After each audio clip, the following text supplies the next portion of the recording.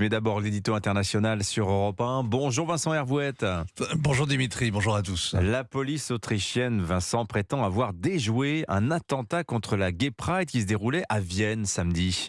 Oui, elle a arrêté de façon préventive 3 suspects, des Tchétchènes et Bosniaques, qui ont la nationalité autrichienne, âgés de 20 ans, 17 ans, 14 ans.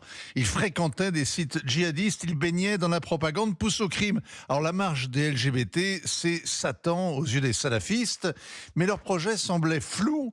La police assure que les participants du défilé n'ont couru aucun risque.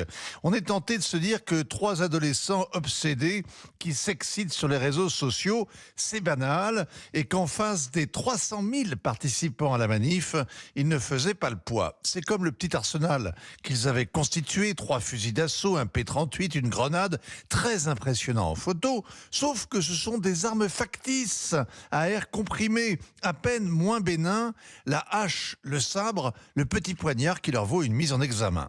En fait, l'inquiétude est justifiée. C'est le fruit de l'expérience des attentats à la voiture ou au camion bélier qui ont meurtri Londres, Stockholm, Barcelone, Berlin, sans oublier Nice bien sûr, et les Champs-Élysées et le Valois-Perret. Et tout le reste. À Vienne, on se souvient qu'il y a 3 ans, un réfugié tchétchène a tiré dans la foule en plein centre-ville, tuant et blessant une trentaine de passants. Un attentat aveugle dans un pays neutre qui n'a aucun passé colonial au sud de la Méditerranée. Les Autrichiens ne comprennent pas qu'on leur fasse la guerre. La haine laisse toujours incrédule, même au pays du docteur Freud. Alors Vincent, les 3 suspects seraient proches de l'État islamique.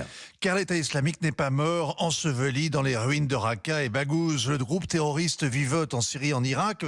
Son aura continue de galvaniser les djihadistes 4 ans après la chute du califat. En Ouganda, avant-hier, c'est en son nom que des tueurs ont brûlé vifs des lycéens dans leur dortoir, découpant à la machette des lycéennes qui tentaient de s'enfuir. Au total, 41 morts, 6 otages, 15 disparus. Au Nigeria, hier encore, 11 agriculteurs immolés comme des moutons, les mains attachées. Et depuis le temps, les terroristes nigérians ont essaimé alentour, au Tchad, au Cameroun, au Niger.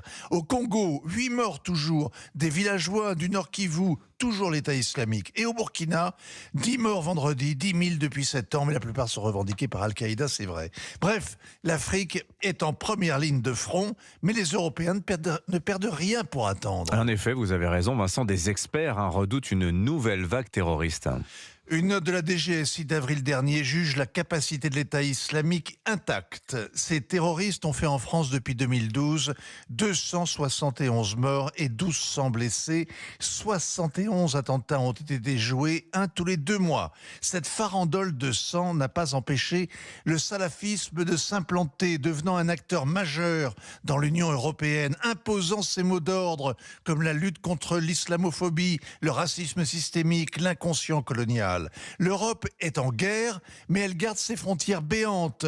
Il n'y a jamais eu autant d'entrées irrégulières depuis la grande vague de 2015 dans laquelle s'étaient glissés les tueurs du Bataclan. On ne voit pas pourquoi le cauchemar ne recommencerait pas.